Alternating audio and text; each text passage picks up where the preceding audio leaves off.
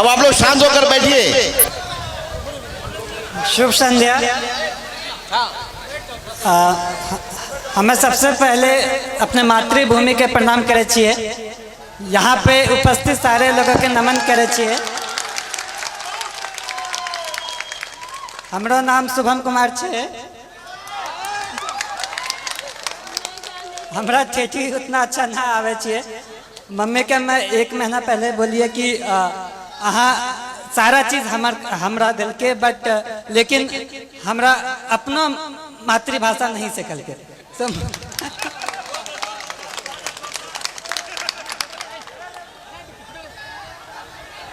आप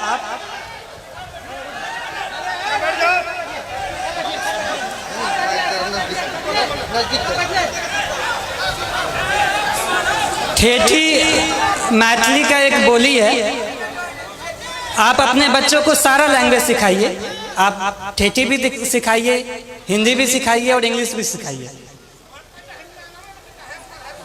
आप लोगों को लगता होगा कि मैं ऐसे ही बोल रहा हूँ, लेकिन मैंने जब अपनी ट्रेनिंग एकेडमी में सबसे पहले गया तो वहाँ पे सारे यूपीएससी क्रैक किए हुए बंदे थे। सारे वहाँ पे जो भी थे सब रैंकर थे, टॉपर्स थे। तो सारे लोगों ने पूछा कि शुभम तुम हिंदी क्यों बोलते हो, तुम्हारा मातृभाषा क्या है? तो हम बोले कि मातृभाषा ठेठी है, वो कभी सीखे ही नहीं। सो वहाँ पे सारे लोग बोले कि उनकी तो हिंदी तो दूसरी भाषा है। सारे लोगों का कुछ ना कुछ उनका खुद का भाषा होता है और वो उस पर गर्व करते हैं। तो मेरा ये कहना है कि आप अपने कल्चर को, अपने संस्कृति पे गर्व होना चाहिए। जहाँ भी मैं गया वहाँ पे शुरुआत में लोग बोलेंगे कि एक बिहारी है, लेकिन धीरे धीरे उनको यकीन हो गया कि बिहारी क्या कर सकता है।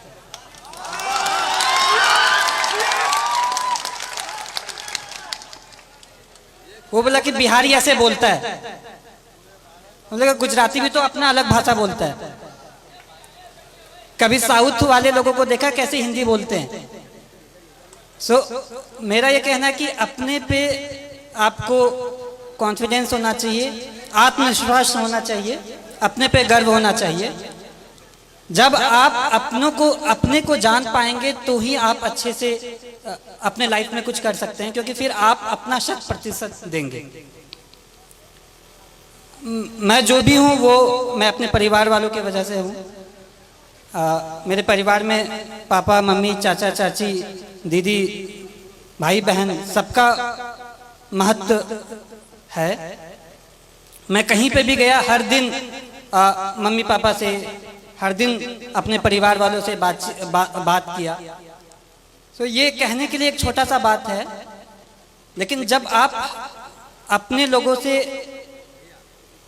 के पास रहते हो और उनका फुल सपोर्ट आप पे होता है, तो मुझे ये लगा कि अगर मैं एग्ज़ाम नहीं भी क्वालिफाई कर पाऊँ, फिर भी मेरे परिवार मेरा हमेशा साथ देगा।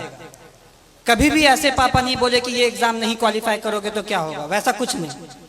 तो ये बहुत बड़ा रोल प्ले किया मेरे सक्सेस में। एग्ज़ाम के हर घड़ी में, हर स्टेज पे मैं ये बोला कि पापा इतना मुश्किल है, मुझसे नहीं हो पाएगा।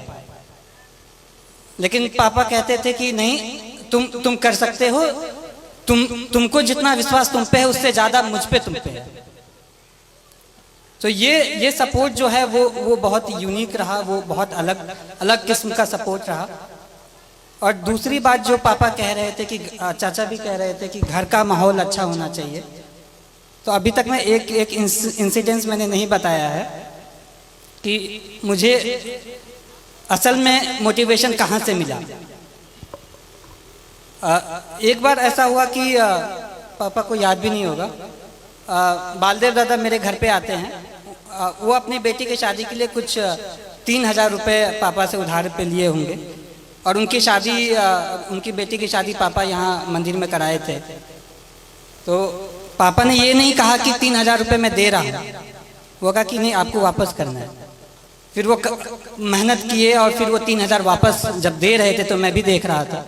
पापा ने सारा नोट काउंट किया, 500 के नोट थे। फिर एंड में 3,000 रुपये दादा को दे दिया कि ये आपकी मेहनत की कमाई है, ये अपने साथ रखें। ये मैं कहना चाहता हूँ कि इससे ये क्या हुआ कि वो सामने वाला मेहनत किया, वो कमाई, वो फ्री का पैसा नहीं समझा। इसी तरह मैं भी चाहता हूँ, मेरी ये कामना है कि मैं भी लोगों के लिए काम करूँ।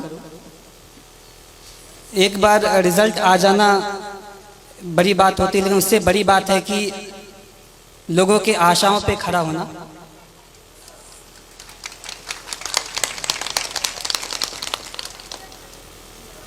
मैं भगवान से प्रार्थना करता हूँ कि मुझे इतनी शक्ति दे कि मैं हर लोगों की आशाओं पे खरा उतरूँ।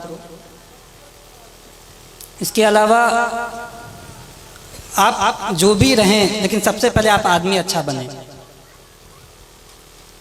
लोगों ने कहा कि तुम्हारा लक बहुत अच्छा है, एग्ज़ाम क्वालिफाई हो जाता है, अच्छे कर लेते हो, लेकिन मैं ये कहना चाहता हूँ कि आपका लक तभी साथ देगा जब आप खुद के लिए आप सही हो, आप दूसरों के लिए सही हो। आप दूसरों की मदद करें, आप पे भगवान मदद करेगा।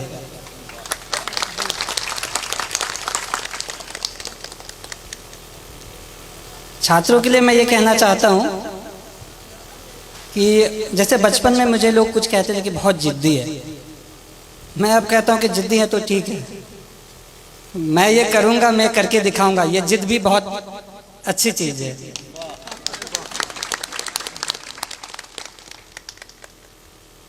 जिंदगी में उतार चढ़ाव हर किसी के जिंदगी में होता है, मेरे भी जिंदगी में रहा। जब विद्या विहार में क्लास 6 में गया तो 110 लोगों में मेरा स्थान जो होता था वो 40-50 के आसपास होता था, लेकिन पापा मुझे कभी फोर्स नहीं किया कि तुमको पहला स्थान ही लाना है। क्लास 6 में ऐसे ही रहा, 7 में भी क्लास 40 के आसपास ही रैंक रहता था। क्लास 8 में किसी ने मुझे कह दिया कि शुभम बहुत लकी है, 40 के आसपास रैंक आता है, सेक्शन ए में चले जाते हो।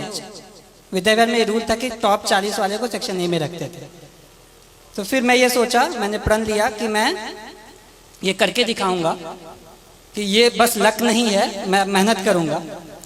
सो छात्रों को ये कहना चाहता हूँ कि जब आप प्रण लेते हैं, आपके पास एक प्रॉपर प्लान होता है, आप उसको इम्प्लीमेंट करिए और धीरे धीरे आप खुद का एक बेहतर सेल्फ बन के निकले।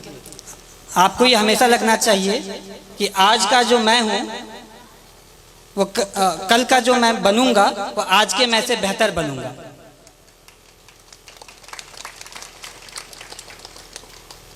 जिंदगी बहुत चीज़ सिखाती है, संघर्ष बहुत चीज़ सिखाता है, और लाइफ के हर फेज में हमारी कोशिश ये रहती है कि मैं अपना एक बेटर सेल्फ बनूं, मैं इससे भी और अच्छा बनूं, और मेरा भी यही रहेगा।